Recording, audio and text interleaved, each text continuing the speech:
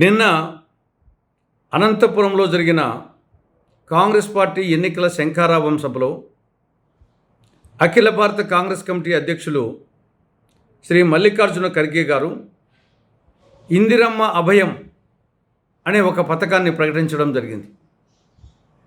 ఇది ఒక చారిత్రాత్మక పథకం.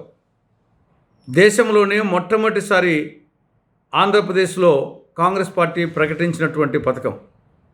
ఈ పథకం కింద ప్రతి నెల ప్రతి నిరుపేద కుటుంబానికి 5,000 రూపాయలు ఆర్థిక సహాయం చేయడం జరుగుతుంది. నెలకు 5,000 అంటే సంవత్సరానికి 60,000.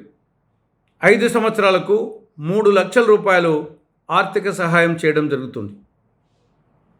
ఏ పేద కుటుంబం కూడా ఆర్థిక ఇబ్బందులకు లోను కాకూడదు అనే సదుద్దేశంతో కాంగ్రెస్ పార్టీ ఈ పథకాన్ని ప్రకటించడం జరిగింది.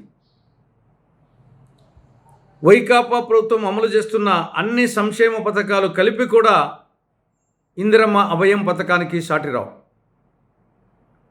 ఈ పథకం మహిళా లోకానికి కాంగ్రెస్ పార్టీ ఇస్తున్నటువంటి వరం.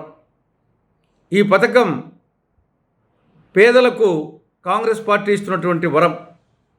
ఈ పథకం అమలు కావాలంటే కాంగ్రెస్ పార్టీ అధికారంలోకి రావాలి. కాంగ్రెస్ పార్టీ అధికారంలోకి రావాలి అంటే హస్తం గుర్తుపై ప్రజలు ఓట్లు వేయాలి. కాబట్టి ఆంధ్రప్రదేశ్ రాష్ట్ర ప్రజానికానికి కాంగ్రెస్ పార్టీ విజ్ఞప్తి చేస్తూ ఉంది.